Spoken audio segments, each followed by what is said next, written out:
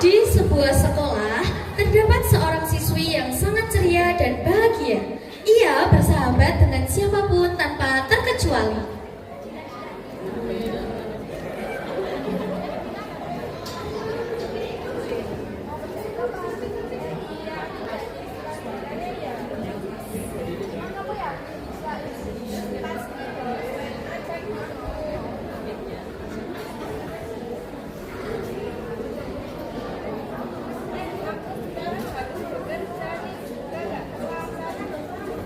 Sepulang sekolah, Ima langsung menuju ke tempat kerjanya sebagai tukang angkut barang di pasar.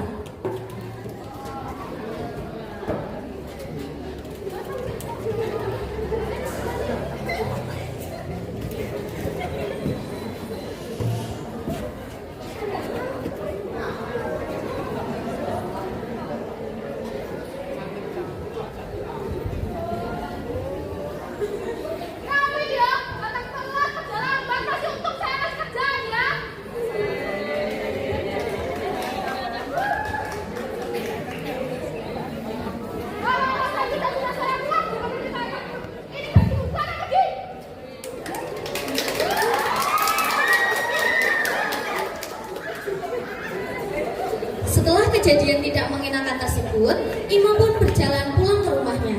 Walaupun harus menempuh jarak yang cukup jauh, ia tetap melakukannya demi kelangsungan hidup keluarganya. Namun, sekarang satu-satunya tempat ia menghasilkan uang sudah tidak ada lagi. Ima berjalan dengan perasaan sedih dan bingung. Bagaimana cara ia mengatakan kepada orang tuanya tentang dirinya yang kehilangan pekerjaannya? Sesampainya di rumah, Ima melihat sang ibu menyuapi adiknya yang sedang bermain bersama kelima temannya.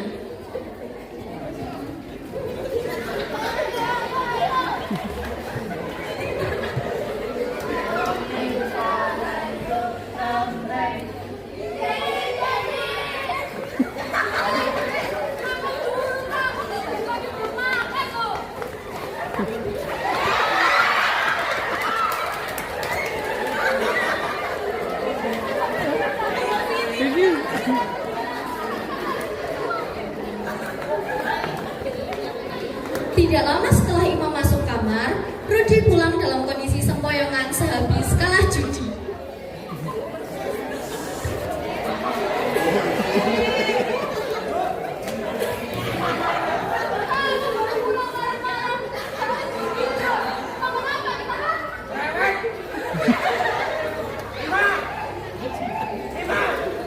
Ima yang sedang menghitung upah terakhirnya pun terkejut dengan Rudy yang tiba-tiba berteriak keras memanggil namanya. Ima bergegas menghampiri bapaknya karena takut dimarahi, sehingga ia tidak sempat menyimpan uangnya. Mana uangnya? Gak ada. Ini apa? Bagi! Ini ada uangnya. Kamu berani kamu bawa. Lumayan buat judi lagi.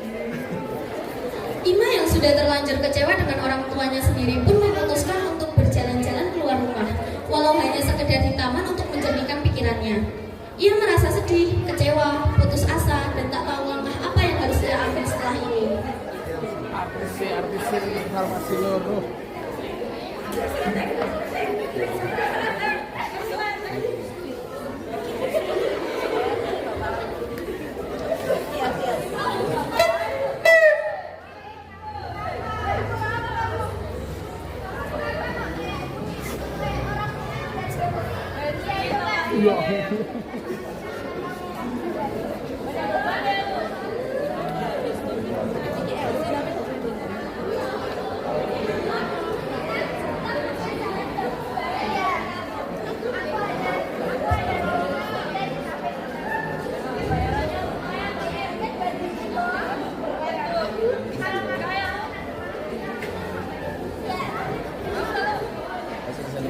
Ima merasa bimbang dengan penawaran tersebut, tetapi ia juga memerlukan pekerjaan secepatnya. Perkataan teman-teman Ima membuat ia berusaha meyakinkan dirinya sendiri bahwa ini adalah kesempatan bagus untuk ia bekerja. Apalagi dengan iming-iming gaji yang lumayan, membuat Ima menyetujui penawaran dari teman-temannya itu.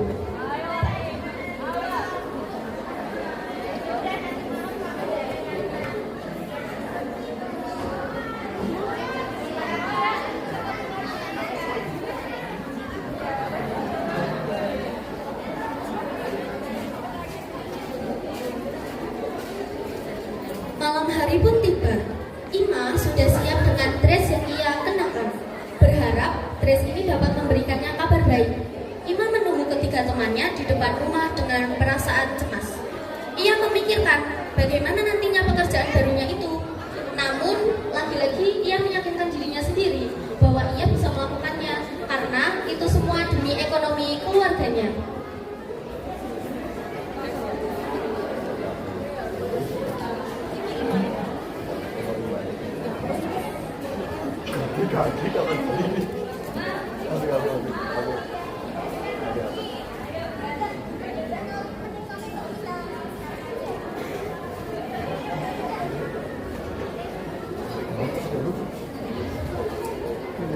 Setelah menempuh perjalanan yang cukup jauh, akhirnya mereka sampai di suatu tempat yang memang ramai pengunjung.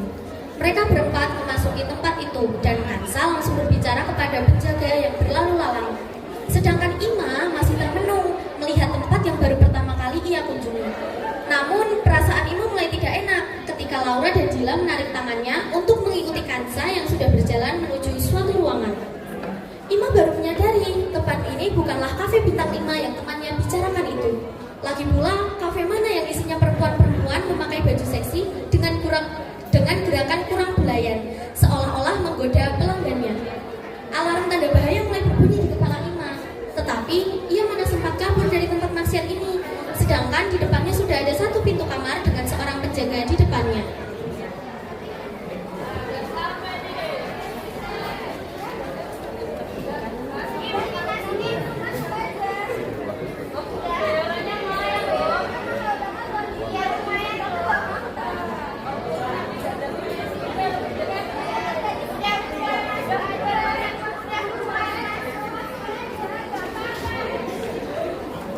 Rasa amarah, sedih, dan pasrah bercampur menjadi satu. Maju ragu, mundur malu. Itu yang dirasakan Ima ketika ia sudah terjebak bersama seorang laki-laki dewasa di sebuah kamar dengan pintu tertutup rapat. Kegiatan tersebut terjadi dengan rasa tidak rela yang Ima alami. Namun apa boleh buat, ia memang membutuhkan uang itu.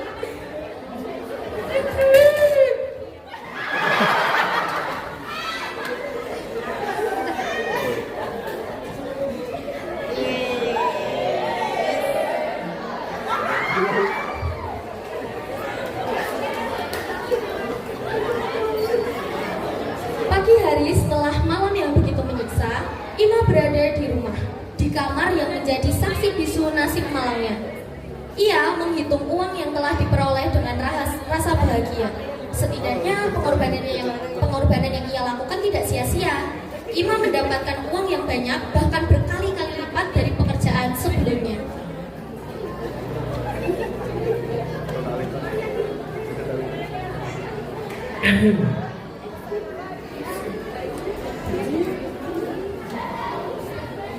Kejadian malam itu membuat Ima merasa mendapatkan peluang pekerjaan yang menguntungkan baginya.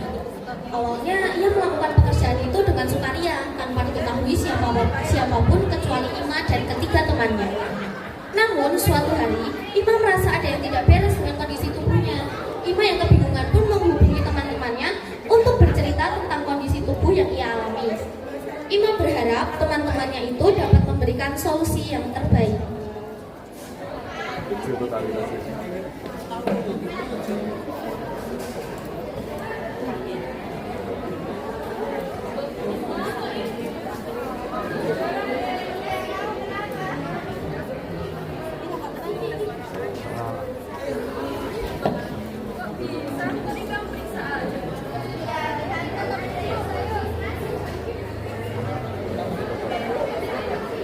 Dila menyarankan Ima untuk memeriksakan diri di puskesmas saja, karena jarak untuk ke rumah sakit cukup jauh. Mereka pergi ke puskesmas bersama untuk memeriksakan kondisi Ima.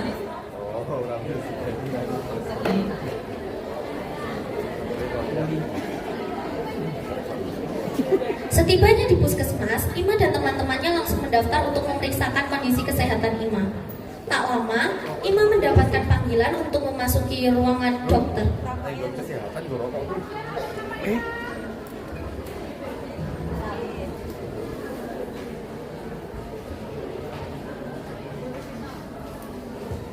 Terus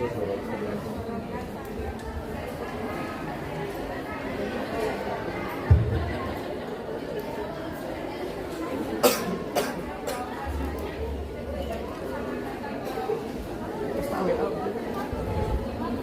pengirim bola, mobilnya pengirim bola, artis kan gitu. Ya wes.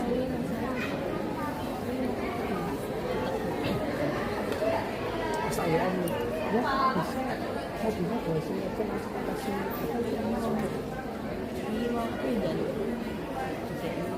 siap.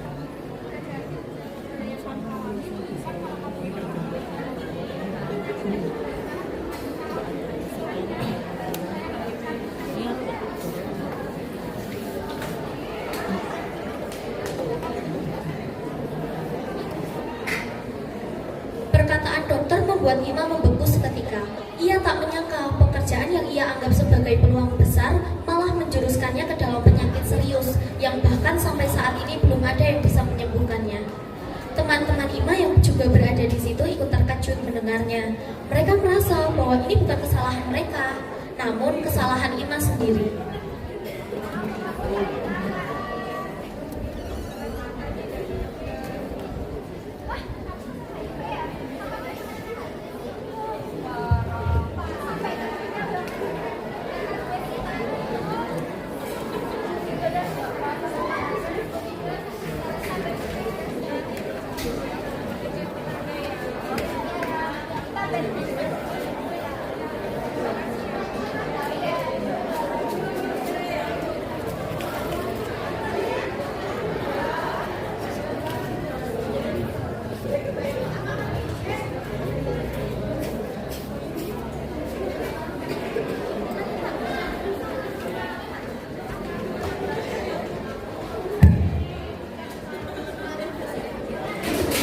Sedang berbelanja dan bergosip pria terkejut dengan para teman Ima yang tiba-tiba nimbrung dan mengatakan gosip tentang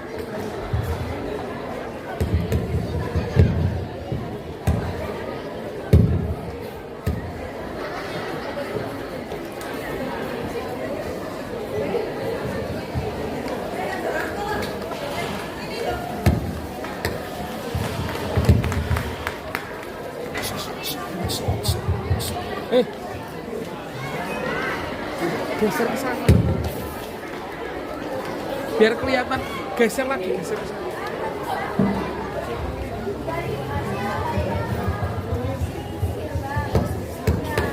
Op.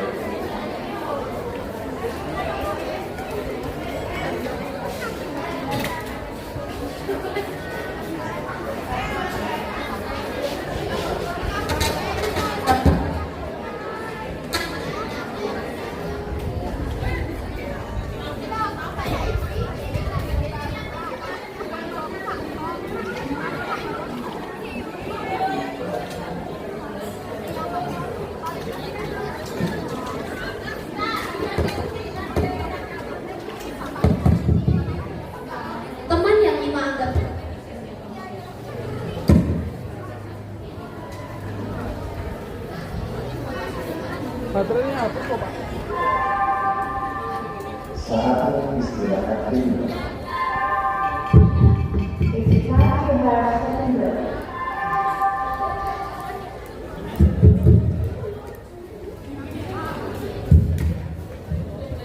Teman yang Ima anggap baik, bahkan yang sudah menemani dan memberikannya pekerjaan, ternyata yang menyebarkan berita yang tentang ia terkena penyakit HIV. Berita tersebut tersebar dengan cepat dan warga pun mulai menjauhi dan membicarakannya. Ima merasa malu, ia tidak lagi pergi bekerja sebagai kupu-kupu malam di klub malam itu. Berita itu menjadi pembicaraan hangat di kalangan warga perkampungan, sehingga Rukini mendengar sendiri cerita tersebut.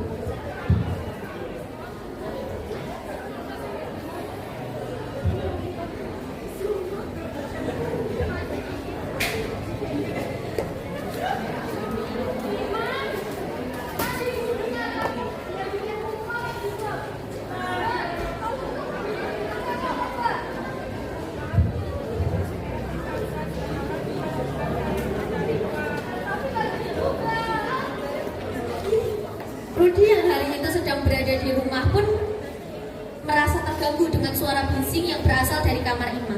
Rudi menghampiri Rukini dan bertanya apa yang terjadi.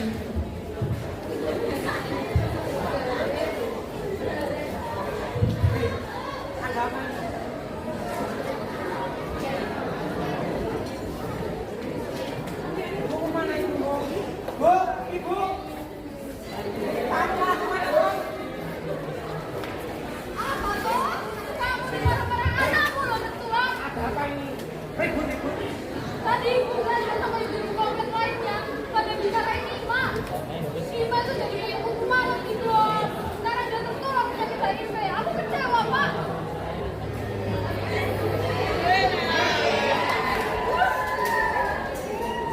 Kamu kerjakan ada yang lain. Apa? Kalau gitu lagi, kalau kamu nggak punya kerjaan, bapak nggak bisa dapat uang, bapak nggak bisa kerja lagi. Nah, terus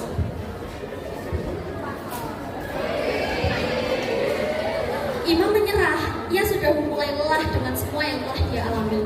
Tuhan, biarkan pendosa sepertiku kembali menghadap dirimu. Cobaanmu terlalu berat Tuhan, memang salahku melangkah mengambil jalan yang merumuskanku ke dalam kesesatan dan kesialan. Aku yang memulai, maka biarkan aku yang mengakhiri juga. Terima kasih telah menegurku yang sudah melangkah terlalu jauh. Terima kasih telah memberikanku hidup.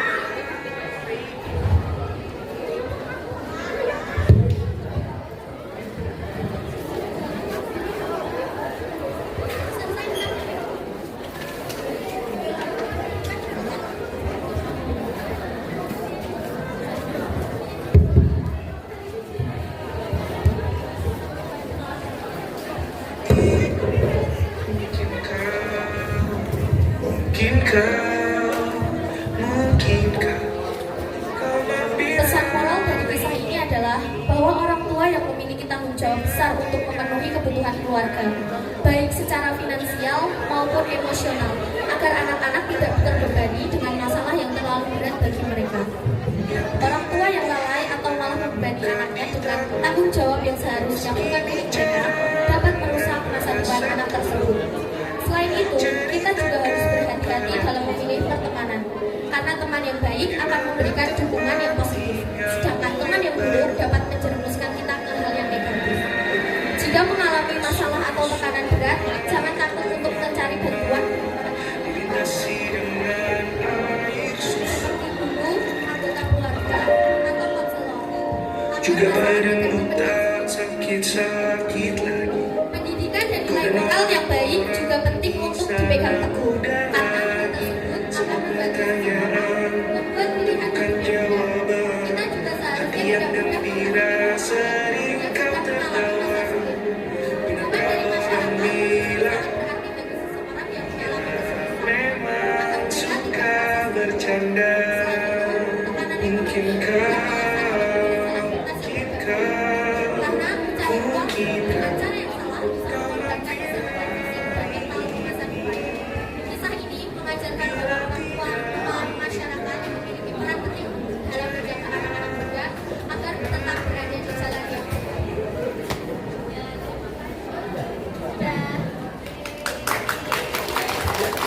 Oke, beri tepuk tangannya untuk kelas 10 farmasi 1. 10 farmasi 2. Bagus, 10 farmasi 2 ya. Dan